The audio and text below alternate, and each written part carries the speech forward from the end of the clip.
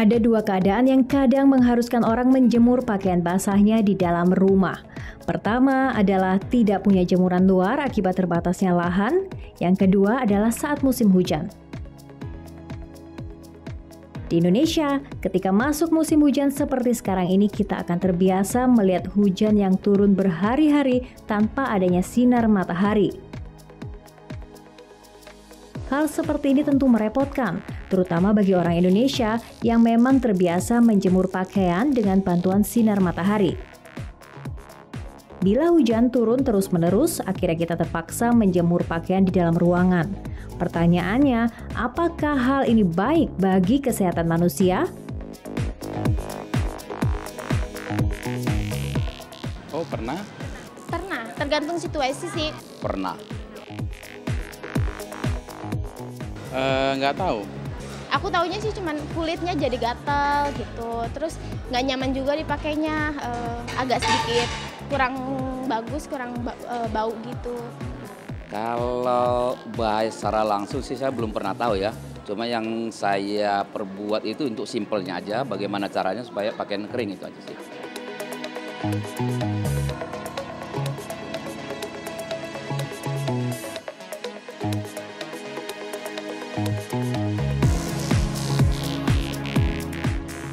Aduh pemirsa, ini kalau Anda lihat di tempat saya ya, ini lihat sudah gelap sekali langitnya. Sebentar lagi mau hujan sepertinya ya.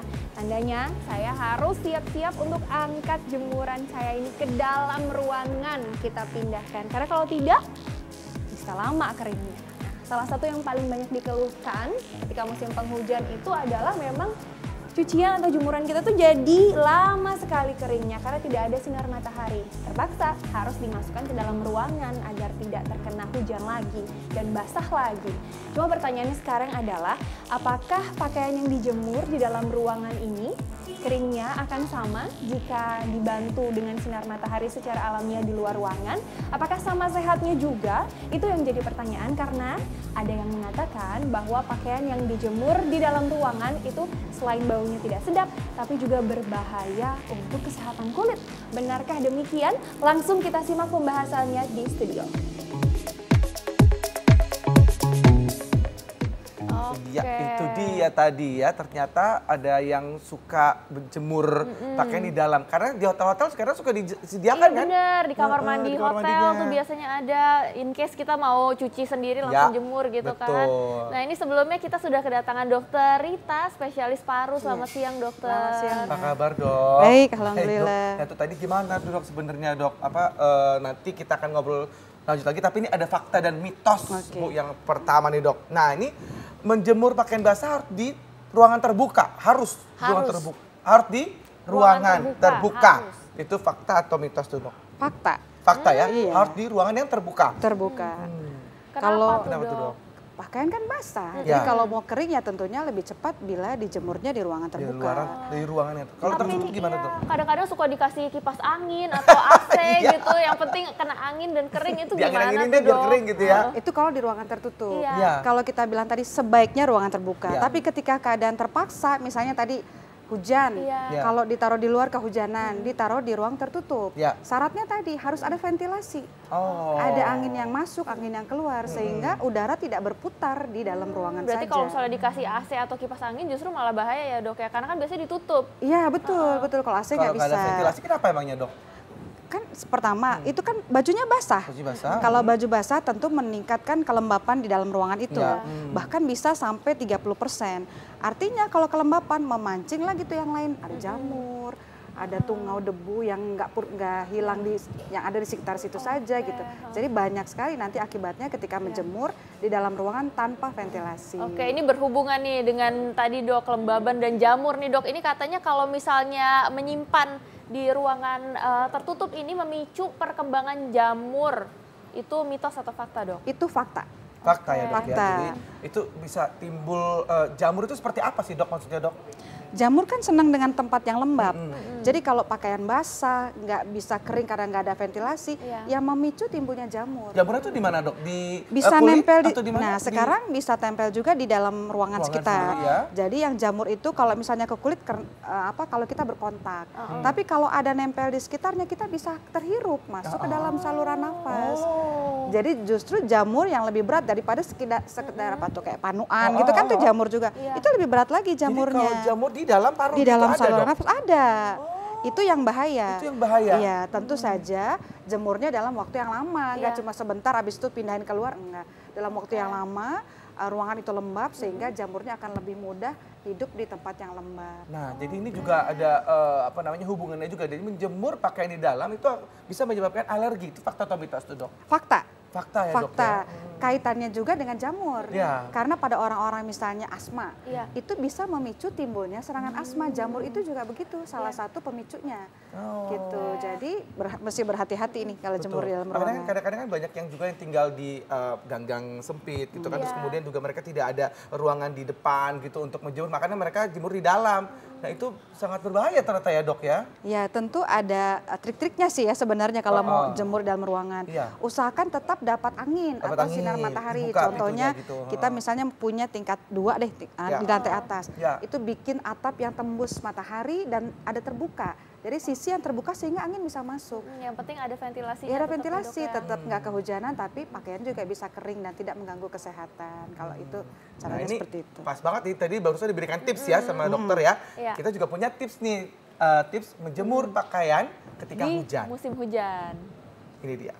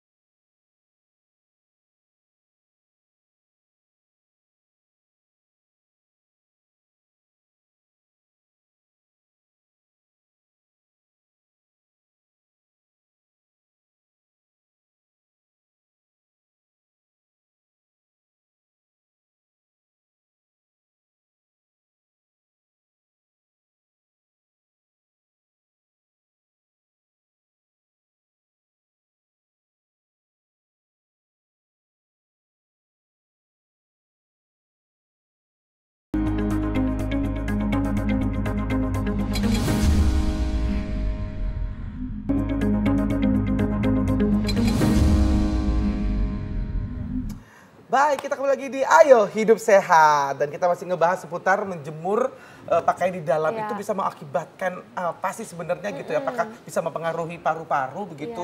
Nah ini ada mitos atau fakta nih dok, ini katanya kalau misalnya menjemur pakaian basah di dalam ruangan ini menyebabkan paru-paru basah dok, itu fakta? Kalau paru-paru basah itu kan istilah awam. Sebenarnya itu yang benar adalah pneumonia. Jadi suatu peradangan di parenkim atau orang bilang daging paru deh gitu ya. Mm-hmm. Itu tentu dalam proses yang cukup lama. Jadi nggak baru hari ini hujan taruh di jemuran, ntar dalam langsung kena paru-paru basah atau pneumonia, enggak, tetap perlu waktu. Berarti ini mitos ya dok ya? Sebenarnya fakta tapi tidak, maksudnya gini, tidak ada syarat-syarat syaratnya tuh, syarat dan ketentuan berlaku artinya. Kira-kira berapa jemur. lama nih biar masyarakat bisa hati-hati dok, misalnya terpaksa gitu? Kalau misalnya berapa lama tentu penyakit infeksi kan tergantung daya tahan tubuh si pasiennya, tergantung lingkungannya, tergantung juga mikrobanya sebagai penyebab dari pneumonia. Kalau misalnya hanya sekedar lingkungan, tidak ada kumannya atau bakterinya, ya nggak menyebabkan pneumonia. Tapi itu faktor resiko gitu. Nah sekarang kalau terpaksa harus jemur dalam ruangan tadi, ventilasi terbuka, harus ada anginnya. Kalau nggak ada misalnya ventilasi kan rumahnya udah tertutup, pasang blower.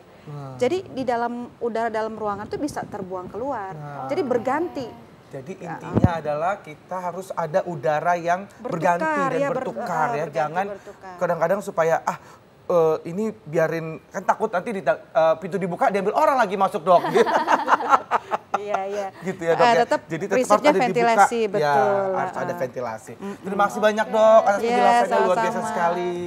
Nah kita punya tayangan nih sesaat lagi tentang alat-alat kedokteran yang terhebat sepanjang masa. Coba kita lihat tayangannya berikut ini.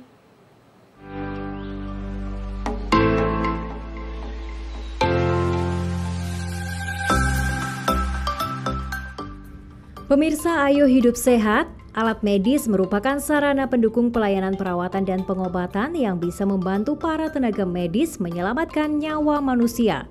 Berkat perkembangan teknologi kedokteran dan kesehatan yang pesat, alat medis sudah semakin canggih. Tapi tahukah Anda kalau ada beberapa alat medis yang tercatat dalam sejarah sebagai pionir yang akhirnya mampu mengubah wajah dunia kedokteran secara radikal? Nah, berikut ini adalah beberapa penemuan alat medis terhebat yang telah dirangkum tim Ayo Hidup Sehat.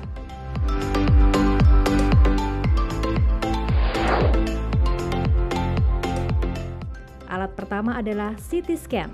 CAT scan atau CT scanner merupakan alat pemeriksaan medis yang menggunakan teknologi sinar X dan komputer sekaligus.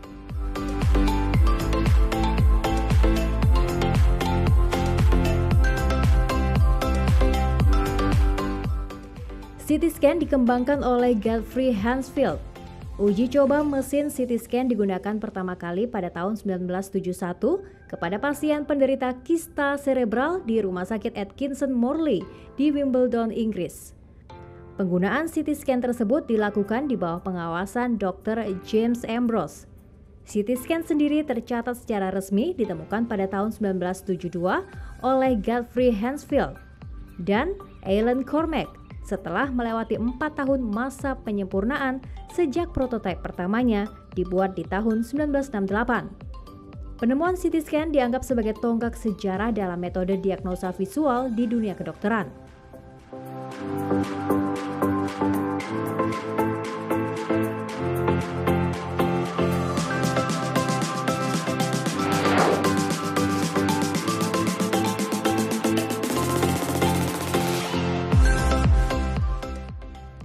Alat selanjutnya adalah kateter. Alat ini berbentuk seperti pipa panjang yang ramping, fleksibel karena terbuat dari bahan yang lentur. Benjamin Franklin adalah penemu kateter fleksibel pertama di dunia pada tahun 1752. Benjamin menggunakan kateter tersebut ketika saudaranya John menderita penyakit kencing batu. Seiring dengan kemajuan zaman, Wells de Bliner bersama seorang urinologis berkebangsaan Skotlandia, Norman Gibbon, bekerja sama dalam menciptakan kateter standar pertama dalam dunia medis. Kateter tersebut dinamakan Gibbon-Wells catheter. The Wells catheter berguna untuk menguras kandung kemih tanpa infeksi setelah prosedur prostatektomi.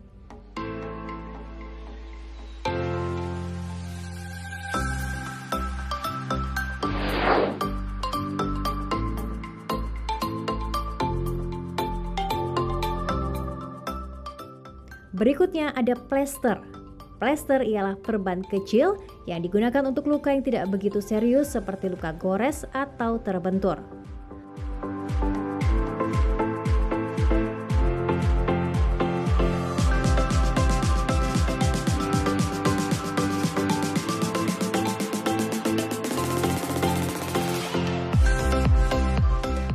Plester ditemukan oleh Earl Dixon pada tahun 1920. Plester yang pertama dibuat secara manual dan tidak begitu populer. Barulah pada tahun 1924, sebuah perusahaan alat kesehatan dan farmasi asal Amerika memperkenalkan mesin pembuat plester pertama. Selama Perang Dunia Kedua, jutaan plester diproduksi dan dikirim ke luar negeri untuk membantu perawatan para korban perang. Nah pemirsa, meski terlihat sederhana, dunia kedokteran pastinya akan sangat kesulitan seandainya plester tidak pernah ditemukan.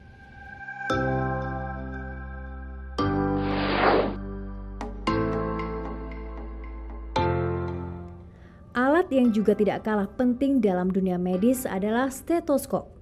Alat ini pertama kali ditemukan di Perancis pada tahun 1816 oleh René Laennec. René membuat stetoskop karena sebagai seorang dokter, ia merasa tidak nyaman ketika harus menempatkan telinganya di dada pasien wanita kala melakukan pemeriksaan kesehatan. Pada awalnya stetoskop hasil buatan René berbentuk seperti gulungan kertas. Stetoskop akhirnya berevolusi ke bentuk modern pada tahun 1960 ketika seorang profesor dari Harvard Medical School, David Littman, menciptakan jenis stetoskop baru yang lebih ringan. Fitur kedap suara dari stetoskop sendiri baru dipatenkan pada tahun 1999 oleh Richard Deslauriers. Stetoskop peredam kebisingan eksternal pertama tersebut diberi nama DRG Pureton. Nah pemirsa, yuk hidup sehat, itulah tadi beberapa alat medis yang mampu merevolusi dunia kedokteran ke era yang lebih modern.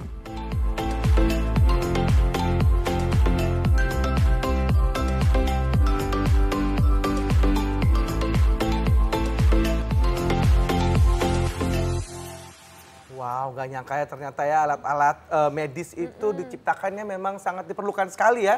Dan udah canggih-canggih sekarang. Bener banget. Dan udah lumayan tua-tua juga ya, udah betul. Dari zaman bahala banget. Zaman bahala banget ya. Nah ini nggak terasa nih, Kak Bekti kita udah hampir 60 menit nih menemani Anda dan sudah waktunya kami pamit undur diri. Jangan lupa saksikan terus Ayo Hidup Sehat setiap hari Senin sampai Jumat jam 1 sampai jam 2 siang live di TV One. Dan jika Anda